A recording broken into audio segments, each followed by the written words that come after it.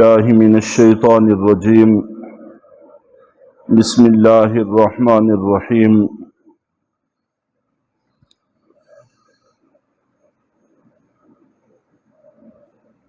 ربنا اننا سمعنا منادیا ینادی للایمان ان آمنوا بربکم فآمنا۔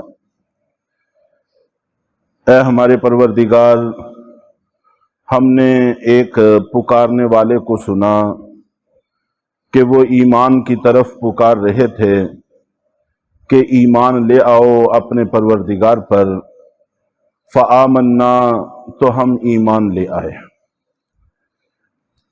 منادی سے مراد نبی پاک صلی اللہ علیہ وسلم کی ذات اقدس ہے، جنہوں نے آ کر اس امت کو ایمان کی طرف پکارا۔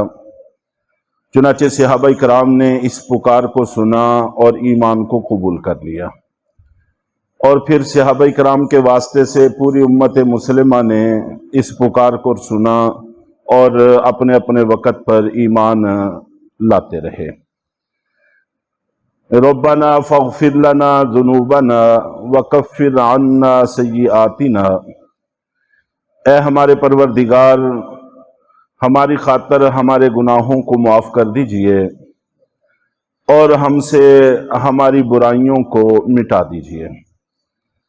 جو زمانہ کفر میں برائیاں ہوئی ہیں ان کو بھی مٹا دیجئے، کفر کو بھی مٹا دیجئے، اس کے اثرات کو مٹا دیجئے، اور اسی طرح مسلمان ہونے کے دوران میں جو کوتاہیاں ہوتی ہیں ان سب کو بھی ہم سے مٹا دیجئے۔ وَتَوَفَّنَا مَعَ الْأَبْرَارِ، اور نیک لوگوں کے ساتھ ملا کر ہمیں اپنے پاس بلائیے۔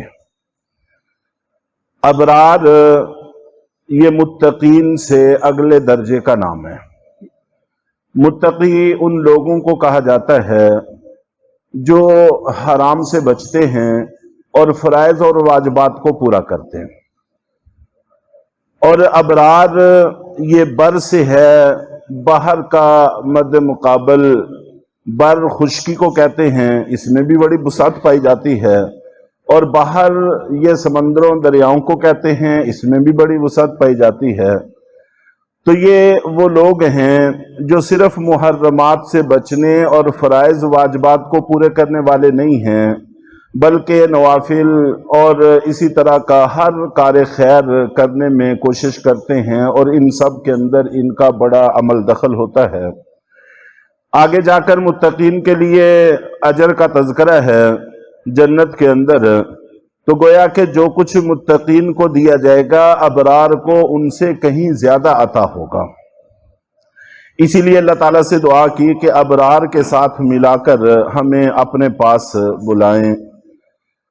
ربنا وآتنا ما وعدتنا علی رسولک،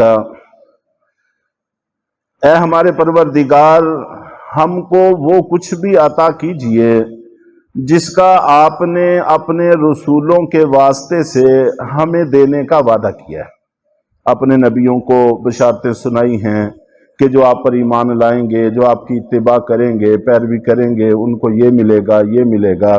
جو کچھ آپ نے اپنے نبیوں سے ان کی امتوں کو دینے کا وعدہ کیا ہے وہ بھی ہمیں عطا فرمائیے۔ وَلَا تُخْزِنَا يَوْمَ الْقِيَامَةِ، اور قیامت کے دن ہم کو رسوا نہ کیجیے۔ یہ میں نے کل کے درس میں بھی عرض کیا تھا کہ قیامت کے دن کی رسوائی یہ بہت بڑا عذاب ہے، اتنا بڑا عذاب ہے کہ اس وقت لوگ تمنا کریں گے کہ کاش کہ اس مصیبت سے جان چھوٹے، اس رسوائی سے جان چھوٹے، اگرچہ جہنم میں ہی ڈال دیا جائے، حالانکہ جہنم اس وقت کا سب سے بڑا عذاب ہوگا۔ تو اس کے باوجود لوگ اس کو اس سے بھی بڑا عذاب سمجھیں گے، تو اسی لیے یہاں پر دوہرا کے ذکر کیا، پیچھے بھی ذکر کیا ہے کہ آخرت کی رسوائی سے ہمیں بچا لیجئے۔ جس کو آپ نے دوزخ میں داخل کیا گویا کہ اس کو رسوا کر ہی دیا، اور یہاں پر دوہرا کے کہا کہ ہمیں آخرت کی قیامت کے دن کی رسوائی سے بچائیے۔ وہاں اولین و آخرین ہوں گے، سارے اپنے پرائے ہوں گے، ان کے سامنے جس وقت انسان کے اعمال کھلیں گے تو بڑی شرمساری اور شرمندگی ہوگی۔ اللہ تعالیٰ ستاری کی چادر سب پر ڈال کر اور حساب یسیرہ کے ذریعے جنت میں داخل فرما دیں۔ اِنَّكَ لَا تُخْلِفُ الْمِيعَادَ، یقیناً آپ اپنے وعدے کے خلاف تو کرتے ہی نہیں ہیں۔ اور حقیقت بھی ہے، قرآن پاک میں دوسری بھی کئی جگہ پر اس کا تذکرہ ہے کہ اللہ تعالیٰ جو بھی وعدہ فرماتے ہیں اس کے خلاف کبھی بھی نہیں فرماتے۔ دعاؤں کا تذکرہ تھا، اس کے بعد پھر اللہ تعالیٰ کی طرف سے قبولیت کا تذکرہ ہے۔ تو اور دعائیں بھی جو اللہ سے مانگی جاتی ہیں ان کی قبولیت بھی یہاں پر مذکور ہے، لیکن براہ راست جو دعائیں منقول ہیں ان کی قبولیت میں تو ذرہ بر کوئی شک ہے ہی نہیں۔ اس لیے کل بھی میں نے عرض کیا تھا کہ ان آیات کو پڑھنا چاہیے، اور یہ دعائیں بھی ہیں جو ہمارے حق میں قبول ہوں گی تو دنیا اور آخرت میں ہمیں فائدہ ہوگا، اور تقریباً سبھی کچھ ان کے اندر موجود ہے۔ فَاسْتَجَابَ لَهُمْ رَبُّهُمْ، چنانچہ ان کے پروردگار نے ان کی دعاؤں کو قبول کر لیا۔ سب سے اول ایمان والے جنہوں نے یہ دعائیں کی ان کی دعاؤں کو قبول کیا، پھر ان کے واسطے سے ہر دور میں ایمان والے جب یہ دعائیں کرتے آئے ہیں تو اللہ تعالیٰ ان کی دعاؤں کو قبول کرتے آئے ہیں۔ چنانچہ ان کے پروردگار نے ان کی دعاؤں کو قبول کر لیا۔ انی لا اضیع عمل عامل منکم، بے شک میں کسی عمل کرنے والے کے عمل کو ضائع نہیں کرتا۔ من ذکر او انثی، تم میں سے چاہے کوئی مرد ہو چاہے کوئی عورت ہو، اجر کے اعتبار سے سب برابر ہیں۔ چنانچہ حضرت ام سلمہ رضی اللہ تعالیٰ عنہ اور اسی طرح کچھ اور خواتین کی طرف سے بھی نبی پاک صلی اللہ علیہ وسلم کے سامنے یہ سوال دہرائے گئے تھے کہ بہت سارے کام ہیں جو مرد کرتے ہیں عورتیں نہیں کرتی، تو اس حوالے سے مردوں کا اجر تو بہت بڑھ جائے گا، عورتیں پیچھے رہ جائیں گی۔ تو ان کی تسلی کے لیے کہا ہے کہ ایسی کوئی بات نہیں ہے، مرد ہو چاہے عورت ہو، جو بھی عمل کرتے ہیں اللہ تعالیٰ ان کو بڑھ چڑھ کر اور برابر عطا فرماتے ہیں۔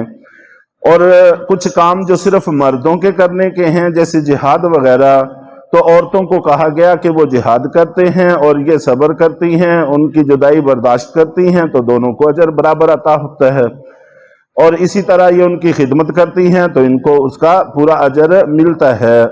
بعضکم من بعض، کہ تم سب آپس میں ایک جیسے ہو، مرد اور عورتیں اجر کے اعتبار سے، اعمال کے اعتبار سے، آخرت کے اعتبار سے اللہ کی نظر میں ایک جیسے ہو۔ فالذین ہاجروا واخرجوا من دیارہم، چنانچہ وہ لوگ جنہوں نے ہجرت کی اور ان کو ان کے گھروں سے نکالا گیا۔ ہجرت محض سیاحت کے لیے نہیں، سیر و تفریح کے لیے نہیں، بلکہ کفار نے نکلنے پر مجبور کیا اور پھر وہ نکلے۔ وَأُوذُوا فِي سَبِيلِي، اور ان کو میرے راستے میں ستایا گیا، تکلیفیں پہنچائی گئیں۔ وَقَاتَلُوا، اور انہوں نے قتال کیا۔ وَقُتِلُوا، اور وہ اللہ کے راستے میں قتل ہوئے۔ لَأُكَفِّرَنَّ عَنْهُمْ سَيِّئَاتِهِمْ، تو میں ضرور ان سے ان کے گناہوں کو مٹا دوں گا۔